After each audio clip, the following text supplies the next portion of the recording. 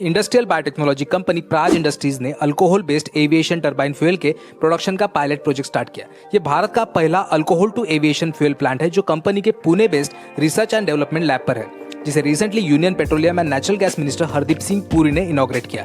1 जनवरी 2027 से दुनिया भर के एयरलाइंस में बायोफ्यूल एसएएफ के ब्लेंडिंग के मैंडेट्स दिए, जिसके लिए मिनिस्ट्री ने एयरलाइंस और पेट्रोलियम कंपनीज को अगले 12 महीनों में काम करने के लिए कहा है। वही प्राज इंडस्ट्रीज का ये project world's largest ethanol producing country Brazil से पहले भारत में शुरू होना ये इंडियन इथेनॉल इंडस्ट्री के लिए एक मेजर अचीवमेंट है।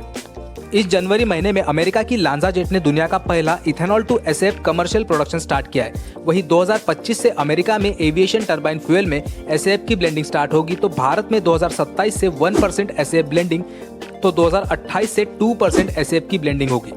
एसएएफ यानी सस्टेनेबल एविएशन फ्यूल, जो पेट्रोलियम बेस्ड एटीएफ से सिमिलर केमिकल प्रॉपर्टीज होल्ड करता है, लेकिन ये बायोऑर्गेनिक कंपोनेंट्स जैसे waste oil and fats, sugar, starch, food waste, municipal waste से प्रोड्यूस होता है। वही एविएशन फ्यूल में एसएएफ के यूज से CO2 इमिशन कम होता है, जिस वजह से कार्बन इमिशन को परमिटेबल लिमिट्स में मेंटेन किया जा सकता है। सस्टेनेबल एविएशन फ्यूल की ये इंडस्ट्री इथेनॉल से मेजर इंडस्ट्री बनकर उभर रही है, जिसमें भारत को ग्लोबल लेवल पर कई अपॉर्चुनिटीज है।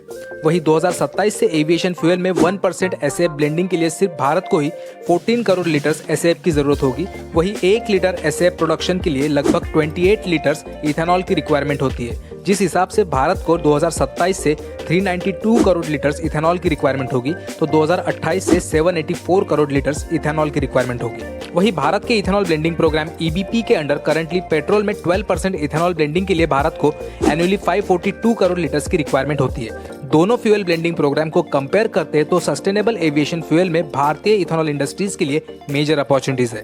इसी अपॉर्चुनिटी को एनकैश करने के लिए प्राज इंडस्ट्रीज ने अपने सब्सिडियरी कंपनी प्राज जेनेक्स के through OMC company oil India से जॉइंट वेंचर किया है। प्राज जेनेक्स ये कर्नाटका के मैंगलोर में कमर्शियल प्लांट सेट कर रहे हैं, जो फरवरी 2025 तक ऑपरेशनल होगा। इस प्लांट के लिए प्राज इंडस्ट्रीज ने 100 करोड़ का कैपेक्स रखा है। वही इस expansion through Praj industries annually 2000 to 2500 crore के रेवेन्यूज एक्सपेक्ट कर रही है। तो सस्टेनेबल एविएशन फ्यूल के लिए सारे ग्लोबल मैंडेट्स और मल्टीपल ट्रायल्स के लिए प्राज इंडस्ट्रीज ने पुणे के R&D फैसिलिटीज पर ट्रायल प्रोजेक्ट स्टार्ट किया है, जहां प्राज इंडस्ट्रीज को इस सेगमेंट में भारत के अलावा यूरोप, US, इंडोनेशिया, ऑस्ट्रेलिया और अफ्रीकन कंट्रीज से अपॉर्चुनिटीज है। भारत में इथेनॉल प्रोडक्शन इंडस्ट्री ये अभी रॉ मटेरियल अवेलेबिलिटी और गवर्नमेंट पॉलिसीज की वजह से प्रेशर में है। वही इस साल लो रेनफॉल की वजह से गवर्नमेंट ने शुगर के यूज पर कंट्रोल रखा है, लेकिन अगले साल वो यूज कर सकते हैं। इसके अलावा ऑयल मार्केटिंग कंपनीज ने B और C हेवी मोलासिस के रेट इंक्रीज करने की वजह से इथेनॉल इंडस्ट्री को अल्टरनेटिव ऑप्शन भी अवेलेबल हो रहे हैं।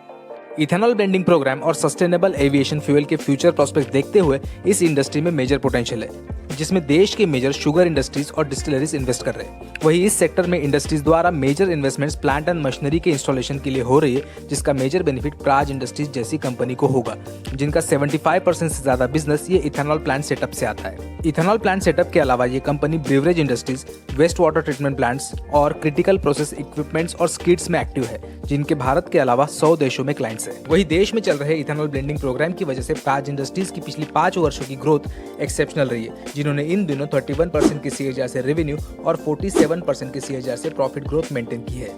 As of September 23 Praj industries के पास 3,960 करोड़ के ऑर्डर बुक है, जिसमें 74% की ऑर्डर्स डोमेस्टिक शुगर इंडस्ट्रीज और अल्कोहल इंडस्ट्रीज से है। इसके अलावा कंपनी का 83% रेवेन्यू ये डोमेस्टिक मार्केट से, तो 17% ये ओवरसीज मार्केट से आता है।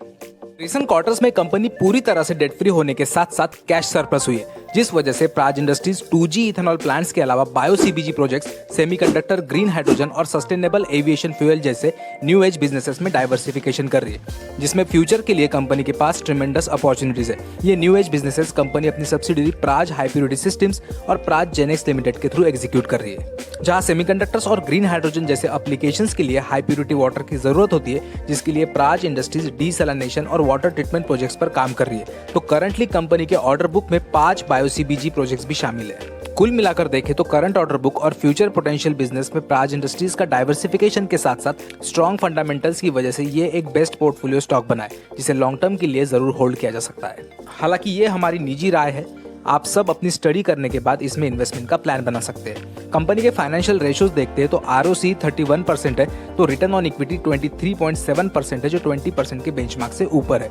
वही PE रेशियो अभी 34.6 है, जो इंडिकेट करता है कि स्टॉक अभी भी डिसेंट वैल्यूएशन पर ट्रेड कर रहा है।